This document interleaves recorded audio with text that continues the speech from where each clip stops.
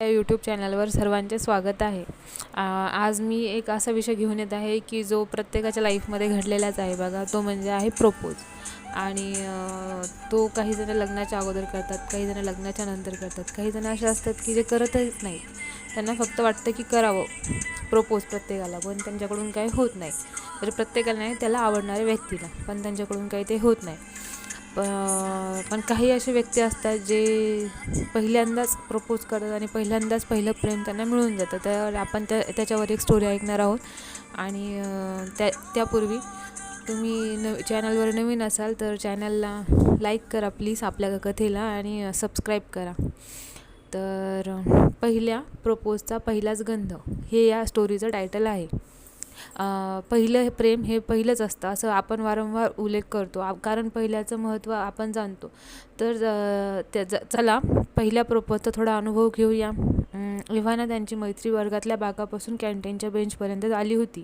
अर्थात त्यासाठी मित्रमैत्रिणींच्या गरांड्यात कॅन्टीनचा कडवट चहा गळ्याखाली ढकलण्यासाठी काहीतरी कारण पुढे करावे लागत असे. मग गप्पा गोष्टी आणि टिंगळ्या वाळकीच्या निमित्ताने एकमेकांशी एखादा दुसरा संवाद साधला जाई. तर कधी कधी वादविवाद झडे. असे दिवसांमागून दिवस जात होते. तो आज प्रपोज करेल, उद्या करेल, परवा करेल अशा भाबड्या आशेला कुरवाळत ती येणारा प्रत्येक दिवस ढकलत होती. पण तो सोन्याचा दिवस काही केल्या उगवत नव्हता. तशीच मनाची घालमेल काही केल्या शमत नव्हती. शेवटी भावनात्मक कोंडी फोडण्यासाठी तिने स्वतःच प्रपोज करण्याचा चाकोरी बाहेरचा आणि अत्यंत धाडसी निर्णय घेतला. तसेही ती काही अशोकाचं झाड नव्हती ज्याला फुलली नाही, सावलीही नाही की फळंही नाही. 21व्या शतकातील मुलीने स्वतःला व्यक्तच करू नये हे शक्य तरी आहे कथा काय? तशीही ती स्वभावाने खूप नम्र आणि संकोची मुलगी नव्हती. मनातल्या भावनांना वाट मोकळी करून देण्यासाठी एका दिव्यातून जावे लागेल याचा तिला पुरेपूर अंदाज होता. त्यासाठी मनाची पक्की तयारी केली होती. कल करे सो आज कर और आज करे सो अब या उक्तीप्रमाणे तिने उद्याच प्रपोज करण्याचे ठरविले. अर्थात पहिल्या आणि शेवटच्या प्रपोजची मनात धाडसी थोडी धाकधूक होतीच. तो हो म्हणेल की नाही याचा राहून मनात विचार येत होता. गुलाबाच्या पाकळ्या तोडून झाल्या, गणिताच्या वहींची पाने मोजून झाली, तरी विश्वासक आणि थोडे आश्वासक उत्तर काही सापडेना. शेवटी थेट त्याच्यासमोर जाऊन आपल्या भावना व्यक्त करण्याचा निर्णय घेतला. पण तिला पठडीबाज प्रपोज करायचे नव्हते. काहीतरी वेगळं करण्याची उर्मी स्वस्थ बसू देत नव्हती. त्यामुळे थेट पण थोड्या वेगळ्या धाटणीच्या प्रपोजचा सराव करण्याचा विचार मनात डोकावला. रात्री बळे 4 घास खाऊन ती आपल्या खोलीत गेली. दार बंद करून आशासमोर 15-20 वैविध्यपूर्ण प्रपोज मारले. त्यातील एका वाक्याचा दुसऱ्याशी अर्थी संबंध नव्हता. प्रपोजमध्ये थोडी सुसूत्रता येण्यासाठी जे म्हणायचे आहे ते नीट लिहून परत सराव केला, तरीही समाधान झाले नाही. प्रपोज सत्राच्या मध्यंतरी थोडा विरंगुळा म्हणून आकाशाला हात टेकून 1-2 गाण्यांचा मधुर चालीवर पाय थिरकायचे सर्व करून झाले. पण त्याला थेट प्रपोज करण्याची हिंमत नसल्याची तिला सारखी जाणवत होती. त्यापेक्षा प्रेमहून लिहून भावना व्यक्त करणे सोयीस्कर वाटले. तिने तिची गणिताची वही मागितलेलीच होतीच. उद्या ती देताना त्यानं त्यात प्रेमपत्र ठेवण्याचा तिने बेत रचला. पत्राच्या प्रस्तावनेचं सकाळचे 3 वाजले. नंतर 4चा अर्धा ठोकाही पडला. शेवटी मोजून 4 ओळीच, पण भावनांनी ओतप्रोत भरलेले पत्र फायनल केले. ते सहज दिसेल अशा जागी वहीत लपवून ठेवले. दुसऱ्या दिवशी सकाळी उठून बागेतले एक ताजे टवटवीत गुलाबाचे फूल पत्राच्या शेजारी ठेवले. पहिले 2 तास संपल्यावर सर्व विद्यार्थी व्हरांड्यात जमा झाले. ती त्याच्याजवळ जाऊन म्हणाली, मला तुझ्याशी महत्त्वाचे बोलायचे आहे. तो म्हणाला, मलाही. दोघेही कॅन्टीनच्या बेंचवर थोडे अवघडलेच. काय बोलावे दोघांनाही कळेना. या गोंधळातच तो तिला थेट मला तुझे माझ्यावर प्रेम आहे. ती थोडी दचकलीच. अंगावर पाल पडावी तशी ती चटकन नाही म्हणाली. असे काही घडण्याचा तिने विचारही केलेला नव्हता. थोडे सावरून तिने प्रतिप्रश्न केला, तुझ्या आहे का? आता तिने नाही म्हटलं. माझे तुझ्यावर एकतर्फी प्रेम आहे असे म्हणणे म्हणजे निव्वळ मूर्खपणा होता. त्यात मैत्री गमवण्याची रिस्कही होती. पण त्याला नाही म्हणताच आले नाही. त्याने लिटल बिट म्हटले. तिला काहीच कळले नाही. तिने परत विचारणा केली तर तो नजर झुकवून अपराधी भावनेने हो म्हणाला. तो पुन्हा पुटपुटला, तू विचार करून उत्तर दे ना, माझ्यासाठी थोडा वेळ घे. हुकमी पत्ता आपल्या हातात ठेवत ती उद्या सांगते म्हणाली व ही तशीच हातात घेऊन आनंदाच्या सागरात आकुंठ बुडालेल्या मनाने वर्गात परतली. त्याप्रमाणे तिलाही काहीतरी महत्त्वाचे सांगायचे होते. याचा त्याला पुरता विसरच पडला. प्रेम हे प्रेम असतं. रात्रीची नीरव शांतता. तो आपल्या खोलीत कॉटवर पाय दुमडून गाढ विचारात बसलाय. भिंतीवरील घड्याळाच्या काट्यांचा आवाज स्पष्ट ऐकू येतोय. तास सरला की ठोक्यांचा कर्कश आवाजाने त्याची तंद्री भगते. ती काही क्षणासाठीच. पुन्हा तो विचारांच्या दरीत लोटला जातो. आपोआप भावना व्यक्त केल्याचं समाधान चेहऱ्यावर दिसत असलं तरी ती हो म्हणेल की नाही हा प्रश्न त्याला छळतोय. मुलीसुद्धा ना, एक हो किंवा एक नाही म्हणायला किती वेळ घेतात. दुसऱ्यांची परीक्षा घेण्यात यांना फारच आवडतं. आमच्या येथे जीव जातो हे त्यांना कसं कळत नाही. तो स्वतःशीच बडबडत होता. उद्या कॉलेजात गेल्यावर तिला थेट विचारावा असा मनात तो पक्का निर्धार करतो. दुसऱ्या दिवशी ती कॉलेजला येतच नाही. तो दिवसभर कॉलेजच्या पार्किंगमध्ये तिची वाट पाहत घुटमळत असतो. पण पदरी निराशाच पडते. शेवटचा तासही तसा. आता त्यांच्या धीराचा बांध फुटतो. तो तिच्या मैत्रिणीकडून तिचा मोबाईल क्रमांक घेतो. फोन फिरवतो तर नॉट रिचेबल. आता काय करावे हे हतबल होतो, पण नाउमेद होत नाही. शेवटी पडल्या चेहऱ्याने बिछाण्यात गुडूप होतो. ती का आली नसेल? तिला राग आला असेल का? असे अनेक प्रश्न मनात रुंजी घालत असतात. तिसरा दिवस उगवतो. तो पुन्हा पार्किंगमध्ये तिची वाट पाहत उभा असतो. ती येते. गाडीला पार्क करून थेट त्याच्या दिशेने सरसावते. दोघेही न बोलता जणू पूर्वनिर्धारित प्लॅनप्रमाणे कॅन्टीनला जातात. कॉलेजचा पहिलाच तास असल्याने कॅन्टीनमध्ये कमालीचा शुकशुकाट असतो. दोघेही गप्पा असतात. केवळ त्यांच्या हृदयांची स्पंदने नकळत संवाद साधत असतात. ती बोलत म्हणते, मी तुझ्या भावनांचा आदर करते. तू स्वतःला निर्भीडपणे व्यक्त केल्यास याचा मला हेवाही वाटतो. या वयात अशा भावना मनात येणं स्वाभाविक आहे. त्या व्यक्त करण्यासच त्याचं फलित असतं. काही मुलं घुम्या स्वभावाचे असतात. मुलगी कितीही आवडली तरी व्यक्तच होत नाही. मुलगी बिचारी वाट बघत बसते. शेवटी त्याच्या मनात माझ्याबद्दल काही नसेल या निष्कर्षापर्यंत येऊन पोहोचते.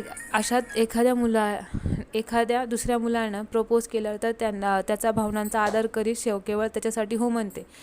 मुलीला कधीही कुणाच्या भावना दुखवता येत नाहीत. एखाद्या मुलाने प्रपोज केल्यावर एखादी मुलगी नकार देत असेल तर त्यामागे काही छुप्या बाबी असतात. परिस्थिती त्यांना काही नाही म्हणण्यास भाग पाडते. तू मला प्रपोज केलंस याचा मला सार्थ अभिमान आहे, की थोडी थांबून म्हणते. दोघे प्रेमात पडले. गावभर गोंधळ घातला आणि शेवटी ब्रेकअप झाला. असं साध्या प्रेमाचं स्वरूप आहे. मला तसं करायचं असतं तर याआधी अनेक मुलांनी मला प्रपोज केलेलं. मी त्यांनाही हो म्हणू शकले असते. माझा तात्पुरत्या प्रेम प्रकरणावर विश्वास नाही. वय उथळ असलं तरी माझ्या भावना उथळ नाहीत. एलुग्री मीटमध्ये वर्गमित्रांनी माझ्या प्रेमाबद्दल दबके आवाज बोलावं हे मी कधीही सहन करू शकणार नाही. मला त्यांच्यापुढं अभिमानानं मिरवायचं आहे. हे केवळ आजचं नाही तर शेवटच्या श्वासापर्यंत. ती बोलत होती, येत्या 3-4 वर्षात माझ्या लग्नाची बोलणी सुरू होतील. तुझं आणि माझं वय सारखंच असल्यानं त्या अल्पावधीतच स्वतःला सिद्ध करणं तेवढं सोपं नाही. तरीही आपण मिळून काही प्रयत्न करू. त्यासाठी माझी सर्वतोपरी साथ तुला मिळेल. मी शब्द देते, तुला कधीही एकटं सोडणार नाही.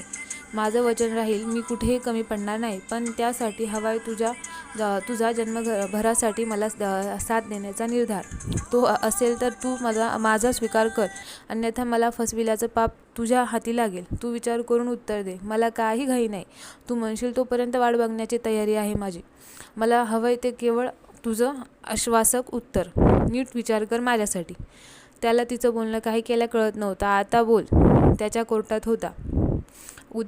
मी उद्या सांगतो असं म्हणून तो विषय संपवतो. गुलाबी गडीची थंडीला प्रीतीची झालर. तर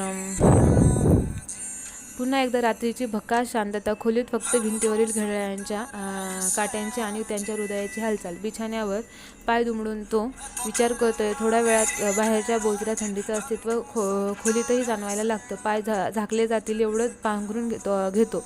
पुन्हा विचारचक्र सुरू. मनाचं ओझं मनावर येऊन तळमळत बिछाण्यावर थोडा पहुडतो. तरीही नजर शून्यात. अंतर्मनाचा वेध घेण्याच्या प्रयत्नात मनात एक अनपेक्षित द्वंद्व सुरू. एक निर्णयही किती महत्त्वाचा असतो. तुमचं अख्खं आयुष्य पलटण्याची ताकद त्यात असते.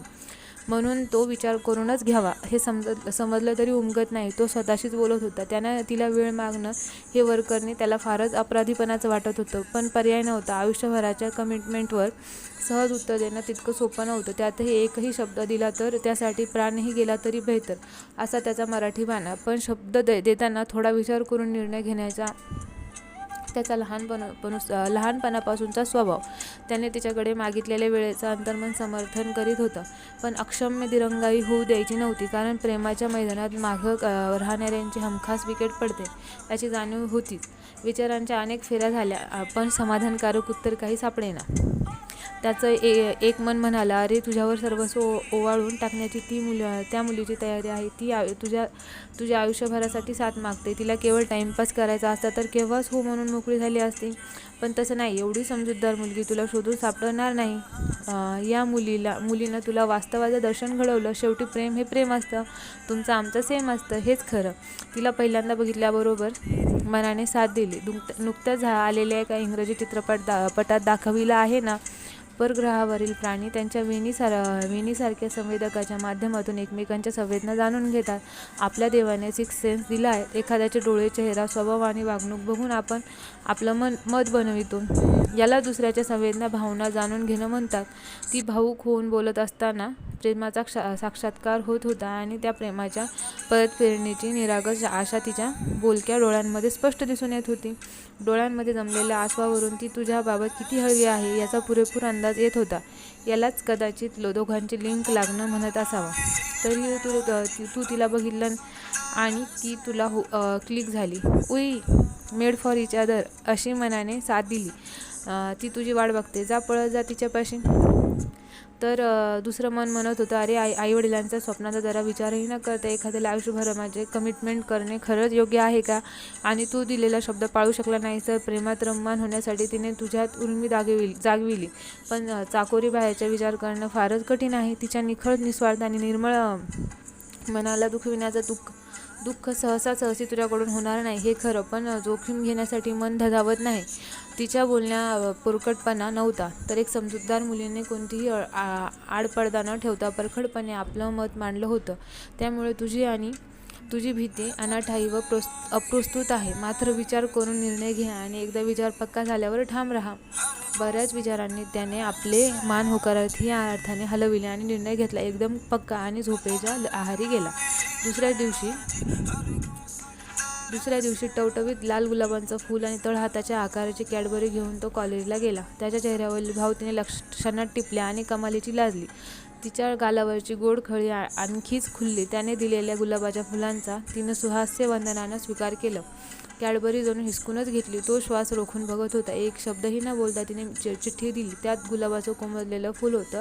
त्याच्या चेहऱ्यावर प्रश्नार्थी भाव उमटला. त्याने तिच्याकडे मान वळवलं तेव्हा ती म्हणाली, मी 4 दिवसाआधीच चिठ्ठी लिहिली होती.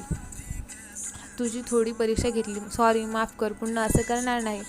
तो चिठ्ठी उघडून पाहतो तर त्यात लिहिलं होतं, चांदनी मी तुझी चांद साक्षी नभी, स्वामी हृदयात मी तुझी रे सखी, नाव रे तुझे कोरले हृदयी, उच्चार स्मरे प्रत्येक स्पंदनी. त्यांनी निर्णय घेतला, अगदी ठाम, तोही माझ्यासाठी. माझ्या हळव्या भावनांना प्रतिसाद देण्यासाठी. माझ्या सकट बोलण्याचा तो कदाचित दुखावला असेल, थोडा चिडलाही असेल, पण माझी बाजू स्पष्ट मांडण्याविना पर्याय नव्हता. मला हातचं राखून वागण्याची सवय नाही. जे आहे ते मी स्पष्ट करते. माझा स्वभावच आहे तसा. त्याच्या निखळ, निस्वार्थी, निर्मळ मनाचा वारंवार प्रत्यय येत होता. अनेक प्रेक्षित परिस्थितीचा सामना करत असताना तो थोडा डगमगेल असं वाटलं होतं, पण तसं काही झालं नाही. त्याने स्वतःला केवळ व्यक्तच केलं नाही, तर एक जबाबदारी स्वीकारली, अगदी मनमोकळेपणे. मला असाच मुलगा हवा होता. विचार करून निर्णय घेणारा, दृढ निश्चय. तसे if end is noble then why to worry about means. शेवट दोघांच्या मनासारखं झाली, यातच मोठं समाधान आहे, ती स्वतःशीच बोलत होती. तर अशा प्रकारे आपण बघितलं की हे प्रपोजचं प्रेम आणि हे रिअलवालं प्रेम, ज्यात दोघांनीही एकमेकांना समजून घेतलं आणि आयुष्यभर साथ देण्याची त्यांनी उर्मी दिली. त्याच्यामुळे आपणही अशाच काही लव्ह स्टोरीज ऐकण्यासाठी आपल्या या चॅनलला नक्की सबस्क्राईब करा. धन्यवाद.